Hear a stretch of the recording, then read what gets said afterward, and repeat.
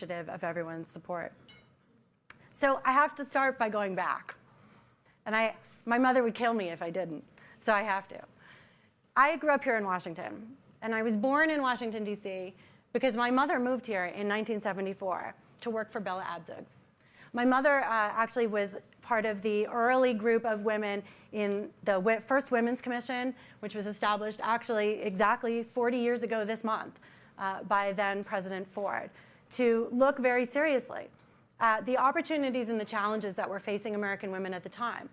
And what's extraordinary about what Bella did and about what this group of women that worked with my mother did is that they created probably one of the most democratic processes this country has ever seen. Between 1974 and 1977, when the Houston Women's Conference happened, they set out to create meetings with 130,000 women in every single state and territory of the United States. And in these convenings, they were able to reach out to women across every dimension of the political, social, racial spectrum. For many of them, it was the first time they'd ever engaged in anything relative to democracy. But they convened, and they established a set of issues. They voted delegates to send to Houston in '77. And for many of the women who participated, it was one of the most seminal experiences of their lives.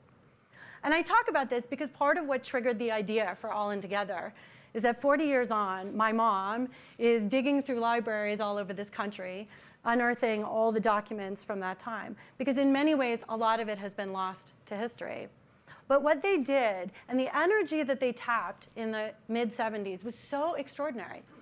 So I started thinking a year ago, as my mother was telling me about what she did and the papers that she had and the experiences that she lived, I started thinking, why do the women of my generation not have the same level of energy engagement? It's a different time. We're clearly not going to be marching down Fifth Avenue. And there's all kinds of dimensions of the reality of 1974 and '75 that are profoundly changed. And in many ways, we've been enormously successful. You know, all of us are here, of course, because of so many of the opportunities that were opened for us by our mothers and by the women who did march. But that's not to say there isn't some equally pressing issues. And so what I started to think about is this kind of zeitgeist moment that I think we're in right now, which is that as enormously successful as women have been in fulfilling much of the promise that our mothers were hoping for on our behalf, there is still this kind of pent-up energy and frustration about a whole bunch of stuff that we still have to do. You know, and I think about the women's networks that I've spent countless hours speaking in front of, thanks to actually a lot of people in this room who've invited me over the years to speak at their firms. The energy of the tens of thousands of professional women working in American companies who feel that they're hitting the glass ceiling. You know, Lean In sold, what, Laura, 15 million copies, right? It touched a nerve. Anne-Marie Slaughter's famous article in The Atlantic. I mean, there's this sort of cascade of events over the last few years, and even this amazing young woman at Columbia University who's been carrying her mattress since September in protest of the sexual assault that she experienced on campus. Something has happened in America, and there is an energy there, and a passion, and a desire to see things change. But for some reason, we have not figured out how to channel that energy and passion in the ways that really can make the biggest difference. And that's really what we want to try to do with All In Together. So our vision for All In Together is actually really simple. It's really simple. All we want to do is find ways to empower American women with the tools and the resources that they need to have voice and agency and influence in America's future. It's incredibly simple. But as one of our early advisors said, it's also kind of a moonshot. It's a moonshot vision because it's so big and it's really enormous. And so as we started thinking about this and thinking about what we wanted to accomplish, a couple things became really clear. First of all, it was clear that there was no way that any small organization or even group of extraordinary people could come anywhere near accomplishing this goal without assembling an unbelievable group of supporters and without bridging some of the divides that have historically actually undermined some of the ways in which women have been able to work together to accelerate their progress. And you know, I started thinking about my mom's cohort and some of the lessons to learn from them. And as extraordinary as they were, there were a lot of challenges with working together. There were challenges with creating bipartisan collaboration. There were lots of issues that became profoundly divisive.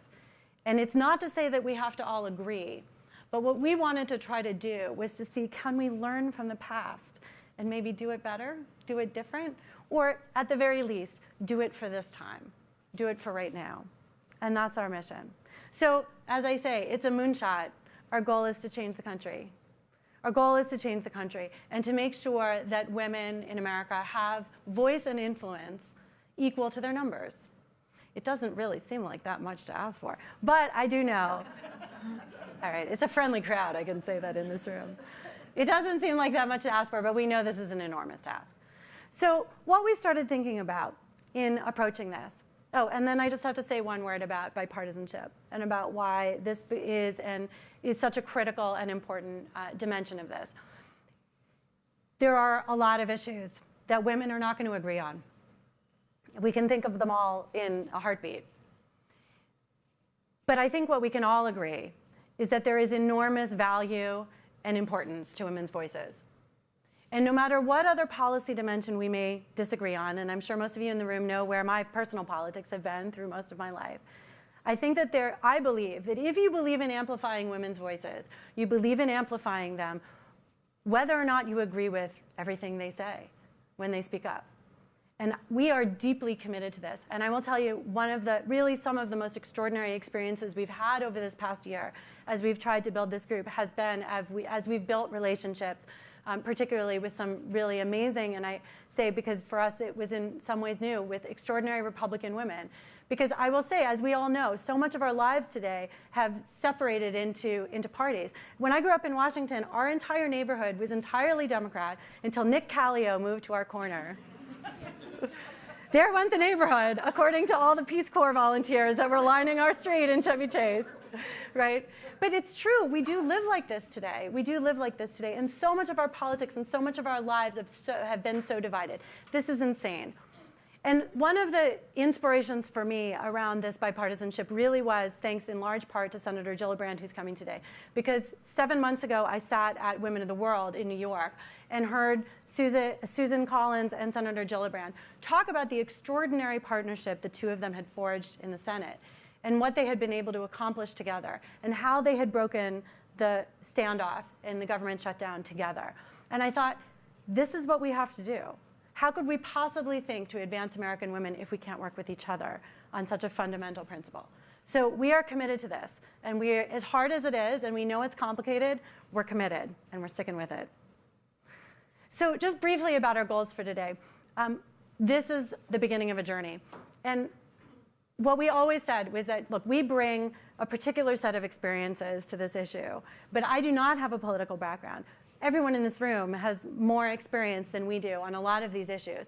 We need your collaboration, we need your insights, and today is no exception. So our goal really is to have a conversation today, and there are a lot of people in the room who've worked very hard on these issues for a long time, so we will be asking for your input. And we are going to also do a little bit of definition and talk a little bit about what success could look like and how we move forward.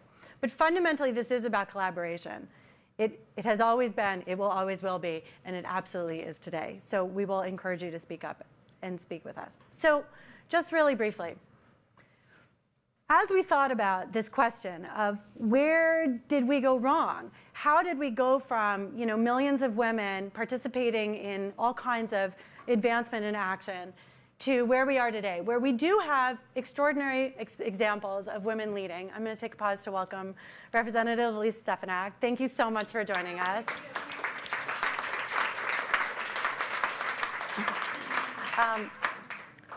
So Representative Stefanik needs no introduction because I know everyone in the room knows who she is. She is the youngest woman ever elected to the House of Representatives. We're really thrilled that you could be here. Thank you so much. So thank you. So as we thought about this problem, one thing became really obvious to us. We spend all this time working with women's groups and at women's leadership events.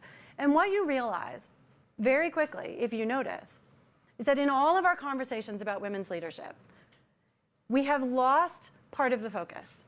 And what I mean by that is that if you've attended a Fortune Most Powerful Women's Conference, or you've attended a Glamour Conference, or a Marie Claire Conference, or any of the other women's conferences, and they're all fabulous, Women of the World, any number of conferences, the vast majority of the discussions that we are having with women about leadership are about getting a top job.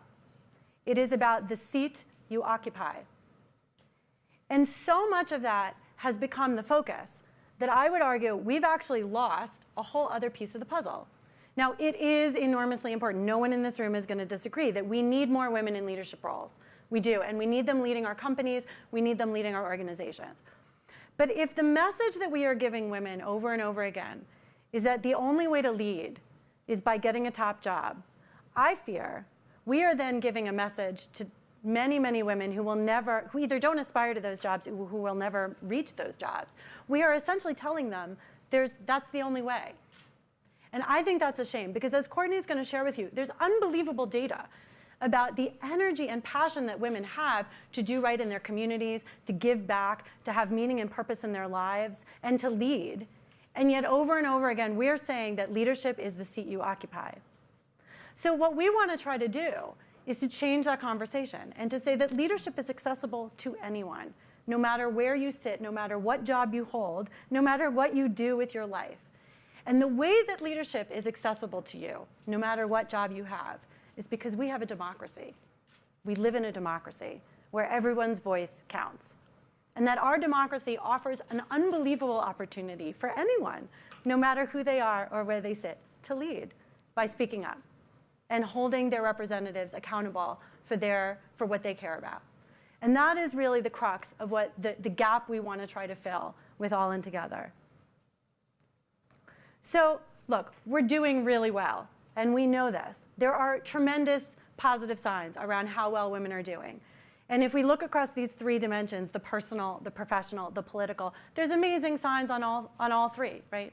Women have now been out-earning men on college campuses for a long time. We are winning the majority of the advanced degrees in American universities. We are educated at greater numbers than we could have ever imagined even 25 years ago.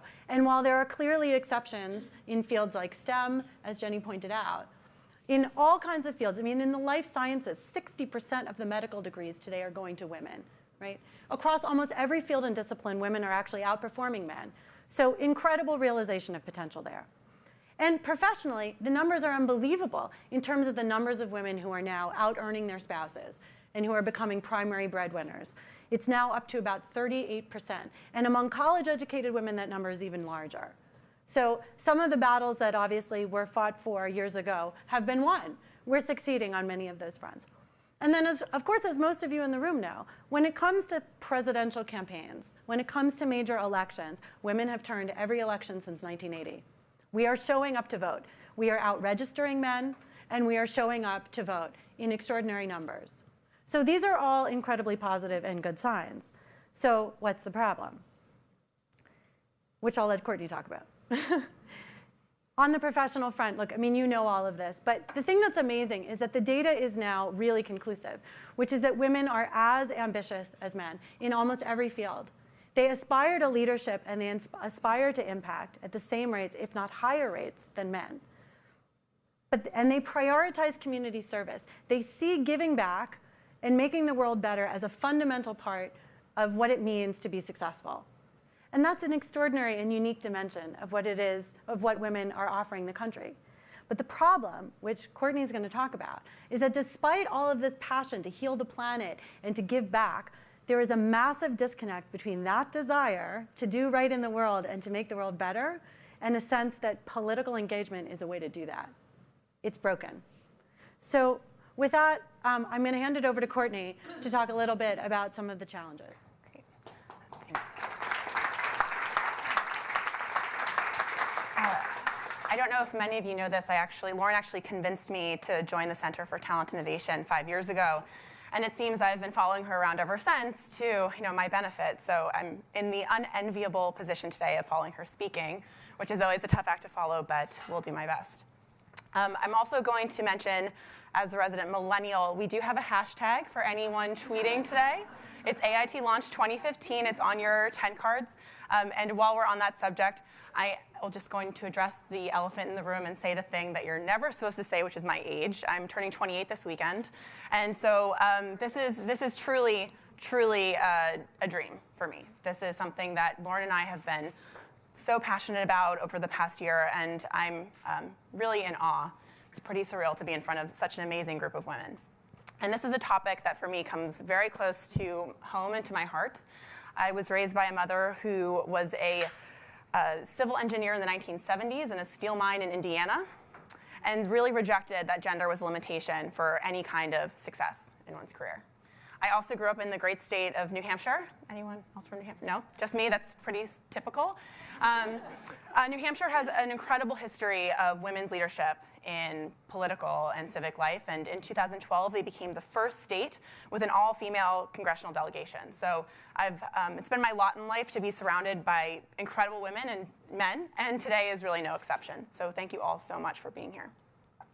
So as Lauren said, I do want to dive very briefly, so we have time for our wonderful panel we have planned today, into some of the challenges we see when it comes to political and civic engagement. And even with a record 100 women in Congress today, we are still lagging far, far behind. The World Economic Forum ranked the United States number 54 when it comes to political empowerment and gender equality. And this is obvious to everyone. 66% of men and women agree that there is currently inequality between men and women in terms of social, political, and economic rights. So this isn't news to anyone. But we wanted to explore the gender gap beyond just voting and running for office, and there are some incredible organizations out there preparing women to lead, Running Start, Vote, Run, Lead, that do amazing, tremendous work in developing female leaders. But we wanted to explore the gender gap even deeper. And Lauren and I were blown away when we saw that the challenges we see in political engagement are the same in every sphere. They're the same as the challenges we see in professional life. They're the same as the challenges we see in women's personal lives. Confidence, which, again, a contentious topic, interest, and bias. A lot of the same challenges. But these challenges emerge when women enter college. We don't see these gaps in high school. But something's happening, college-age women, where these gender gaps are emerging very strongly. Women are less likely to take political courses, less likely to enjoy talking about politics, less likely to visit political news websites. And this is a cyclical issue, right? It affects ambition, it affects confidence, to the point where it's really starting to show when it comes to our leadership numbers. And I want to focus, there's some pretty astounding statistics on this slide, but I want to focus on two things, the confidence gap and the giving gap. So the confidence gap, first of all, is important when we look at running for office, right? Feeling confident that you would ever be qualified to run for office. And we see that there are differences between men and women, and feeling that they would even be good enough to hack it, right? But the confidence issue is a problem in a bunch of other spheres as well. If you're not confident that your voice matters, you're not going to engage in a conversation that might be seen as contentious or controversial. You're not going to stand up and state your opinion. And the giving back gap, although Lauren and I are not campaign finance experts, we know that politics and money, they matter, they go together. And we know that money and donations really impacts how elections are decided and who ends up in office. And women are only about 30% of the donations totaled in 2012. There's some discrepancies here when we look at female representatives and female senators. Women are more likely to give to women running for office, but still a pretty big gap. And all these micro inequities really start to matter when we look at agency and impact. So there's no longer a gender gap when we think about duty-driven participation, voting, showing up for town hall meetings, supporting a candidate for election. In 2012, Obama's staff said that 60% of their volunteers were female. So women are showing up and helping support some of these efforts, but they're not speaking up. There was an amazing study done in Vermont. I'm being a little New England biased today, but they did a study of over 1,500 town hall meetings, and they found that while women made up about half of the attendees, they made up only about a quarter of the speakers. That's a huge discrepancy. And there's also some evidence that shows that when they do speak up, they're actually less likely to be heard as well. So there's diminishing returns on women's attendance to a lot of these meetings. We also see that that members of Congress receive about 2 million more letters and calls from their male constituents compared to their female constituents every year. That adds up. And when it comes to op-ed submissions to prestigious publications like the Wall Street Journal and the New York Times, the numbers range about 10 to 20%, but women still in the far minority in terms of who's writing these op-eds. So why does this matter? The Congressional Management Foundation, Susie Gordon is here from the CMF, has done some amazing research on what influences members of Congress and what helps them understand what their members' priorities are. It's showing up at town hall meetings, it's writing to Congress, it's having meetings with members of Congress on the Hill, and women just aren't doing these things. So how can women's unique voices and agendas be represented in Congress when they're not speaking up to the representatives about what they are prioritizing and what's most important to them? This is one of our favorite cartoons. It really speaks for itself in terms of some of the challenges here. But again, as Lauren said, we want to learn from all of you today. This is not just a conversation that we want to have up on this stage, but with amazing experts in the room today. So I'm going to hand it over back to Lauren to have a conversation, and then we have an amazing panel coming up in just a minute. Thanks, Courtney. Thank you. Thanks. I know. It's a testament to this room that somebody's getting a text in a few minutes with this cartoon. It's really one of my favorites. So look, before we start the panel, I did want to spend a few minutes in conversation because this room is extraordinary. Look, there's a lot that we still need to know, and there's remarkably little research that's been done in any deep way on women's engagement in the political process. There are polls that get done around election season, but generally the research is pretty thin. So we do hope to eventually do a nationally representative survey. We've actually been talking with CMF about possibly doing it together, doing something that pairs, for instance, how representatives on the Hill, and particularly their LDs, develop their opinions and develop their policy based on feedback, but then also to look at the disconnects with average Americans in terms of how they see their ability to have influence. But I want to take a pause for a second and really just open this up for some conversation, because many of you have spent your careers working on these issues. And what have we missed? I mean, is there anything that we haven't tackled or that we've missed in terms of some of these big gaps? What have you seen work? What have you seen not work? We're going to hear from our panel a little bit about their own experiences, but I mean, many of you in the room have worked on extensive campaigns. I mean, I'm looking at you, Tamara, but thoughts on is this lining up with your experience? What has been your experience in terms of seeing what's worked and not worked in terms of engaging women in the process?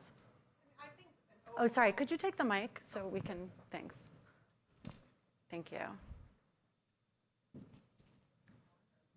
Yeah, I think it's on.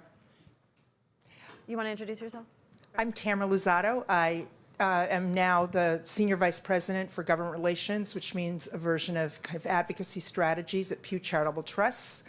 The recent cartoon took my interest in that I was Senator Hillary Clinton's Chief of Staff for her 8 years in the Senate. I wanted to actually get a photo of that and send it to her. So if you keep it there. I'll leave it.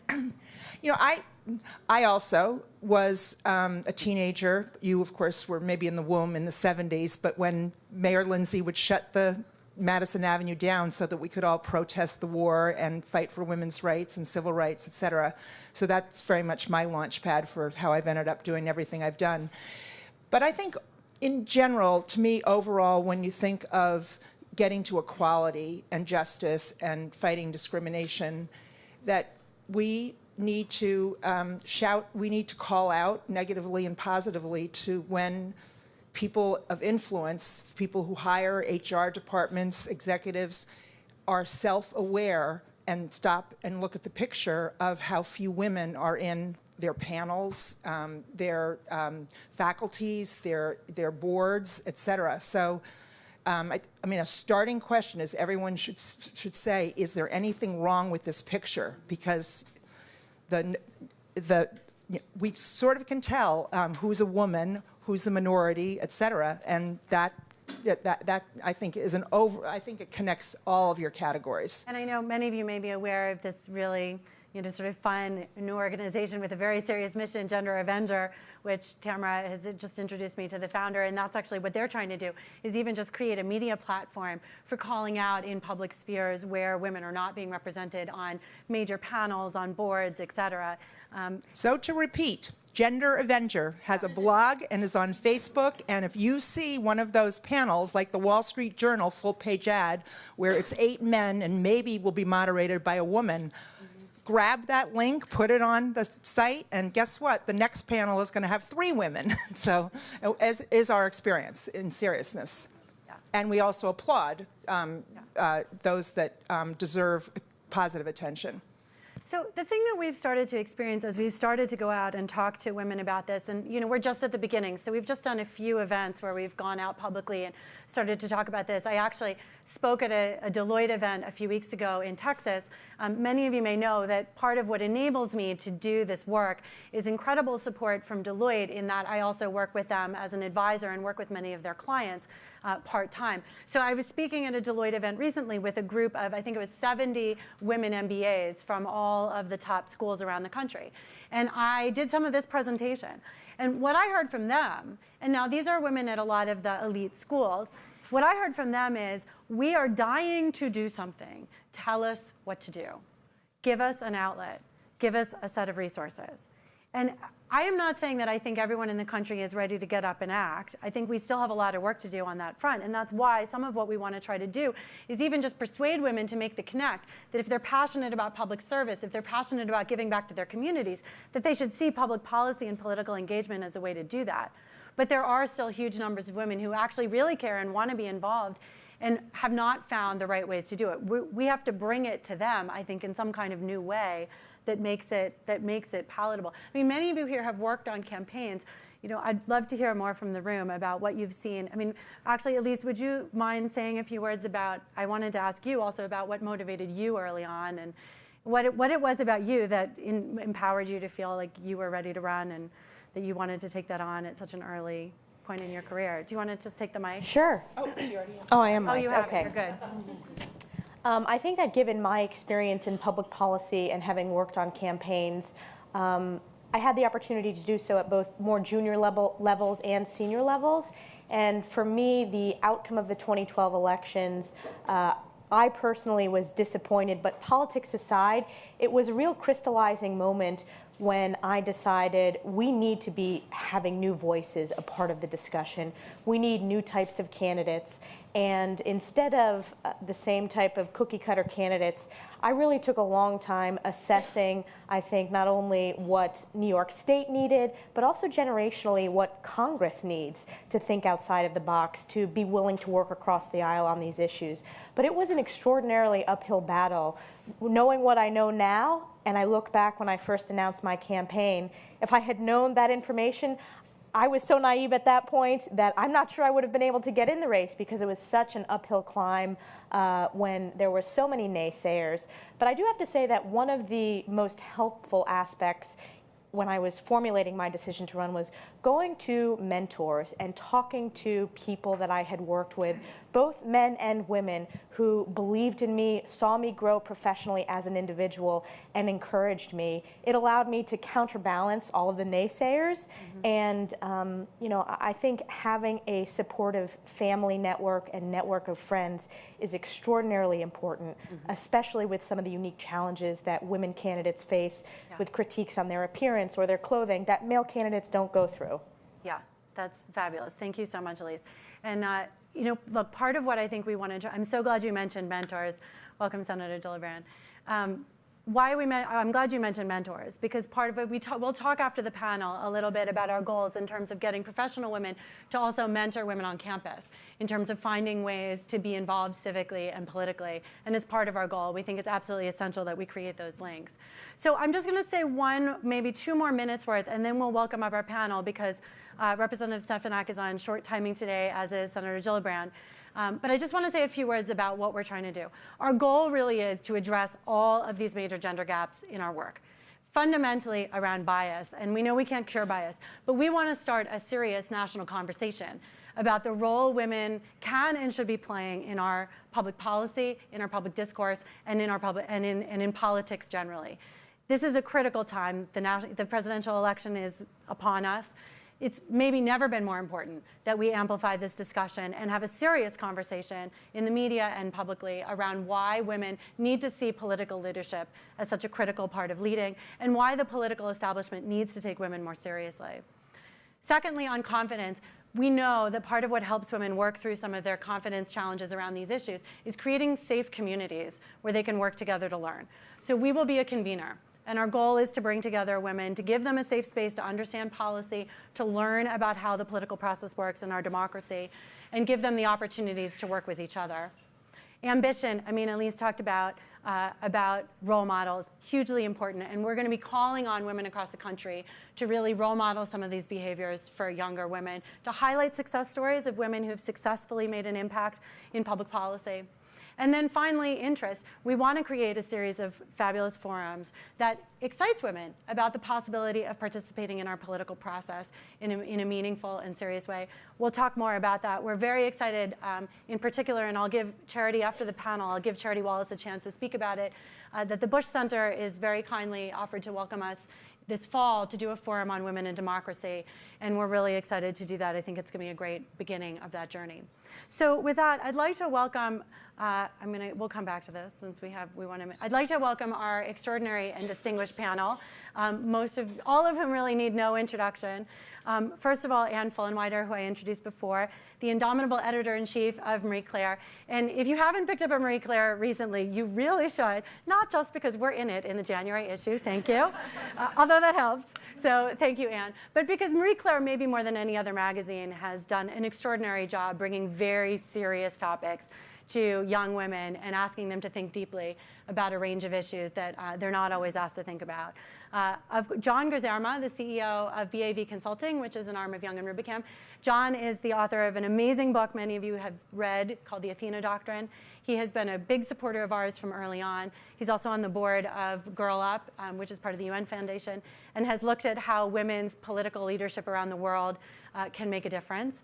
Senator Kristen Gillibrand. And Senator Gillibrand, you missed it. I said earlier that your panel last year with Susan Collins at Women of the World was actually one of the big inspirations for this and for our bipartisanship effort. So we're thrilled to have you. Of course, no one else in Congress perhaps has taken more of a serious leadership role on women's issues. Nancy Lamond of AARP. I don't want to steal Ann's thunder. Many of you know AARP, 25 million members. Is that a low number? 38. Oh, I knew I'd get it wrong. Thank you, Craig, for keeping me honest. 38 million members, and what's extraordinary, of course, about AARP is a huge percentage of those members are women, and they are enormously politically active. So lots to learn there. And then, of course, Representative Elise Stefanik, who we introduced earlier. So with that, I'd like to introduce our panel and welcome them.